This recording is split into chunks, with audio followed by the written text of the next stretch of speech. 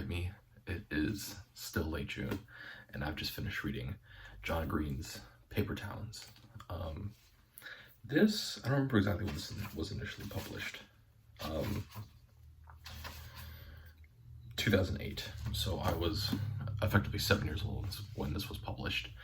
Um, but I do remember it being very popular on certain social media websites a couple years later once I started joining those. Um, I do think that this is a very, very good young adult, adolescent book. Um, Mostly just because I think that it serves, I think, a great viewpoint on the world, right? Um, because one of the things that I think is very difficult, not just for myself, but I think for a lot of people that I've been around and talked to and things like that, is that we get the idea of what it means to be empathetic and what it means to want to understand what another person is feeling or sympathize with them, right? Whether it be sympathy or with empathy. But the problem is that inherently we can't, right? We can try, right? And we can often approximate a closeness to it, but we can never really fully understand. And it's an unfortunate issue, right? Where I feel like this is at least my own personal experience growing up, but I feel it's a very common experience growing up of the wanderlust and the feeling that you need to go somewhere else and be somewhere else because it is very hard to exist in a world in which you are surrounded by people that have always known you, right? And they don't always give you the ability to change, right? So even though that you are a person that is growing and that is changing and that is learning new things about yourself and what you like and what you don't like, then you're stuck at, this weird spot of being 16, 17, 18 years old, and you're surrounded by people who expect you to be the way that you were when you were younger, right?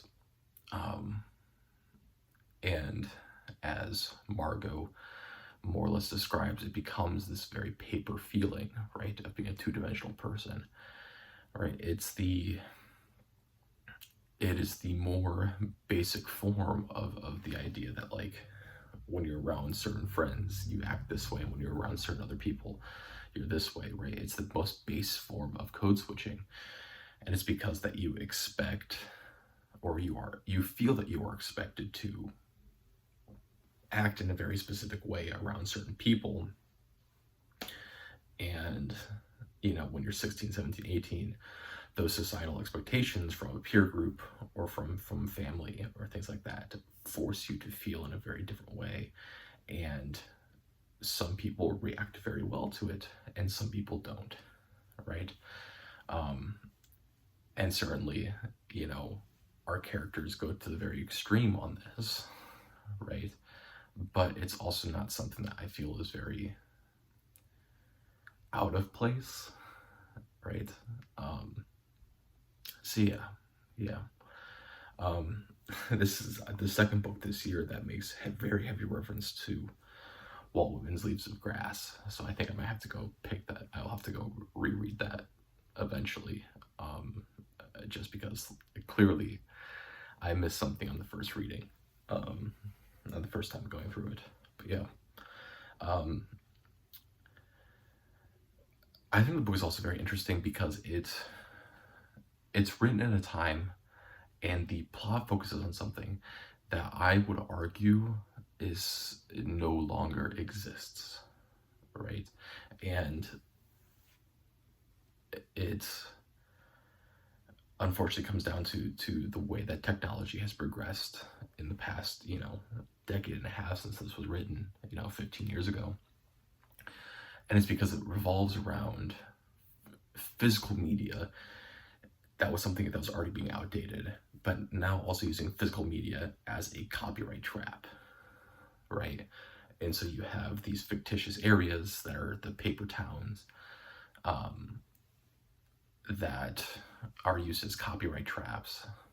And then from that, some small town somewhere, someone actually puts up a general store in one of these areas.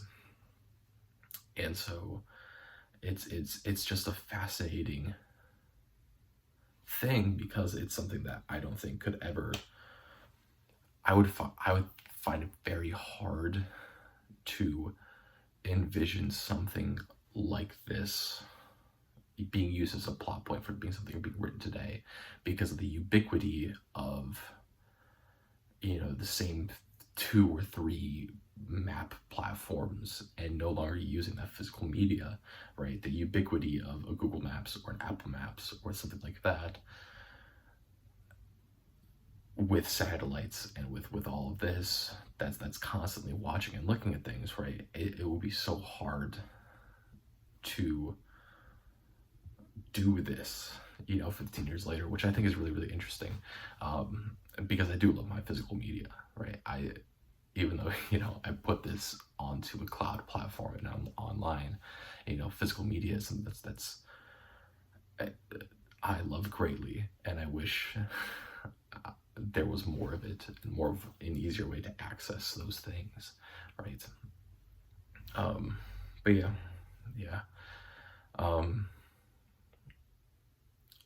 It's also a thing where, like, I would argue that I at least understand the reaction from just about all of the main players that are happening here, right?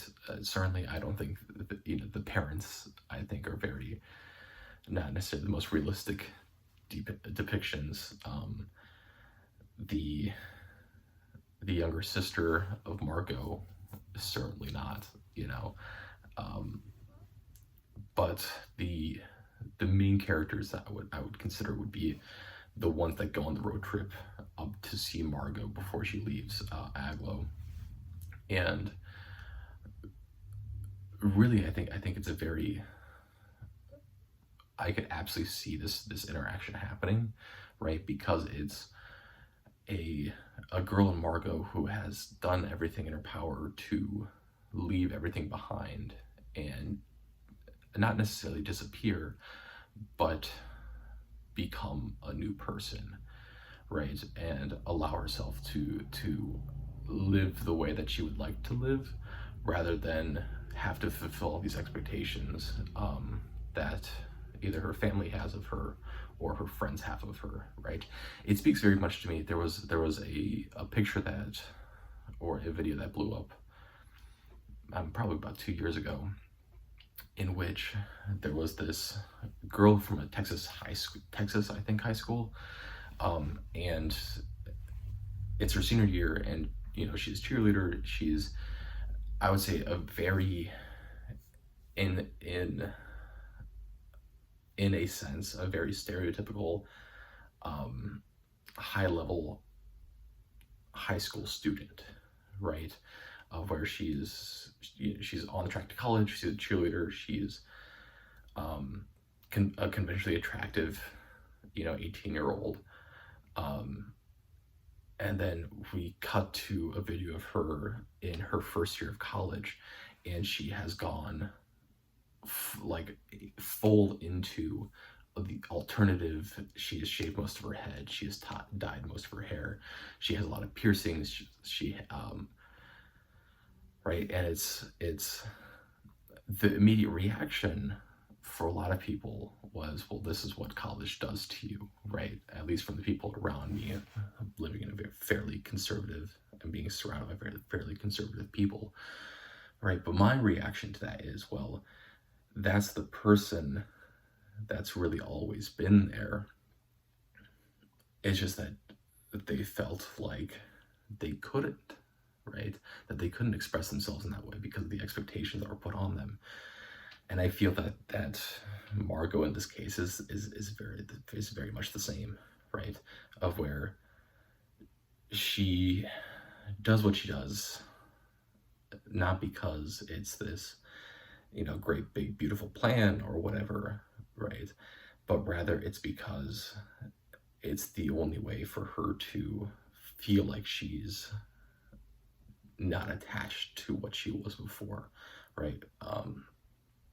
Which I think is a very, very interesting concept. And then you have Quentin Q, who's the narrator of the book. And within that, right, he, I think, has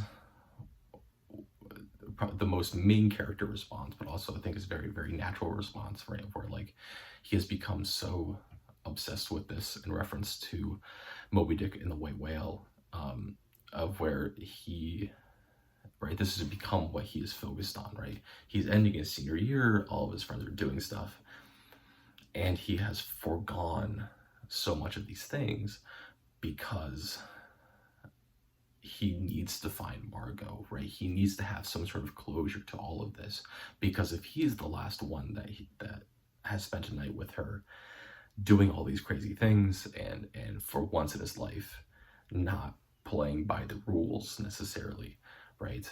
And that's the last thing that they do together, right? It sets up this manic pixie dream girl type life and envisionment of Margot, right? Which is where I think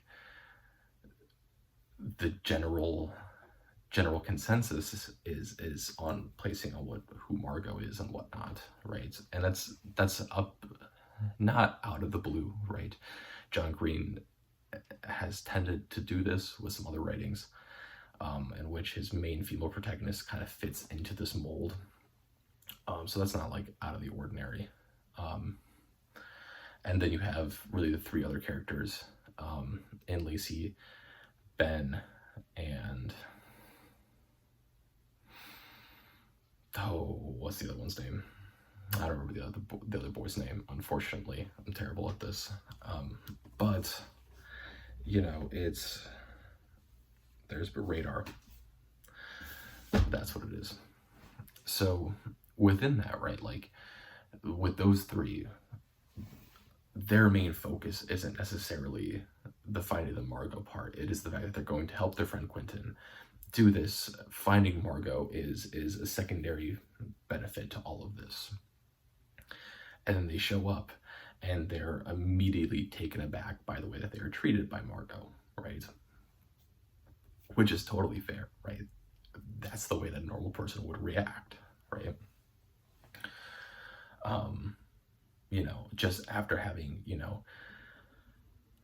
given up, their graduation and then driving for 20 hours straight in a minivan and then nearly dying in that minivan and, doing all this stuff to then immediately be treated so harshly, right, is not something that people take well to, right? So they immediately get angry and they leave, right? Which is a very reasonable response to all of this, right? But it just goes to show that, like,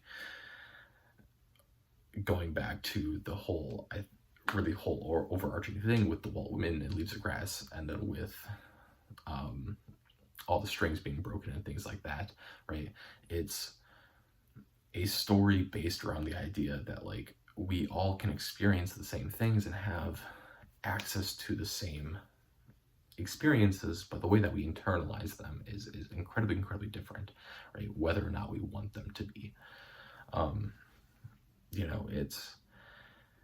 It really is fascinating. But yeah, that's Paper Towns. I'm trying to think if there's anything else I really want to talk about with it.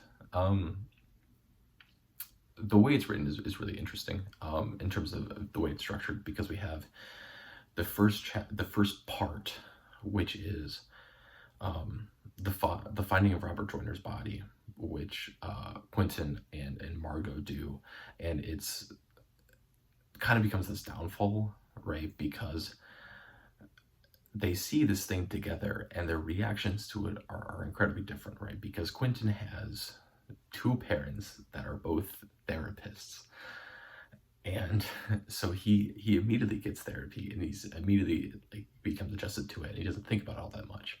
But Margot is in a household that, although probably decently well to do, doesn't treat it the same way, and it becomes something that stays on Margot's mind, right, as a young child, and really kind of influences this whole thing of like, she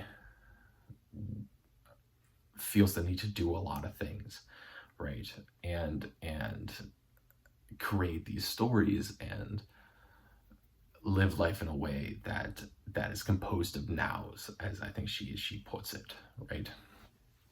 And it's another one of these things where like we can all experience the same event, but how we interact with it is very, very different, right?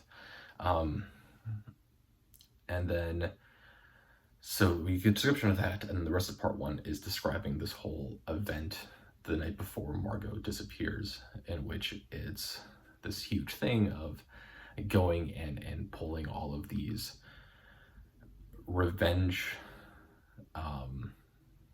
events, I guess, to a whole bunch of people, because Margot wanted to do this anyway. She was going to do this anyway, as we learn out, as we find out that she was going to go to New York anyway. But she finds out her boyfriend was cheating on her with one of her best friends, and so she has decided, I'm going to do this now. Let's burn some bridges first. So that all happens, and then part two is really the finding of the clues, right? As any good storyteller, as Margot is, right, there's clues that are found to lead back to where she is, and even though that's not necessarily intentional, right, it certainly becomes a thing of like, there's a story there, right? And it's about Quentin and Radar and Ben and Lacey finding all these clues and figuring this out, mostly Quentin, but that's that. And then the final part is the mad 20-hour drive to get to Margot before she leaves Aglo to go to New York, New York City, I should say, which is another one of these things where it's a thing that can only be done in the mania and the joys of youth, right? Of just going and doing this spontaneously, right? Because in a lot of ways, right, it is this composed of nows that Margot describes, of where you're not necessarily preparing for anything, you've just decided that you're going to do this and you're going, right? And in the end, right, they have all these wonderful stories that come out of it, but also it becomes this larger issue at the end, right?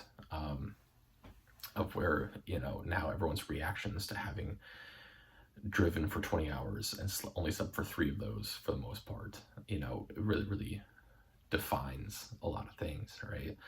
And changes the way that we interact with one another. But yeah,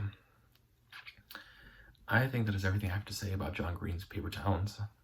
Very, very good book, I think. I really do like John Green's writing for the most part. But yeah.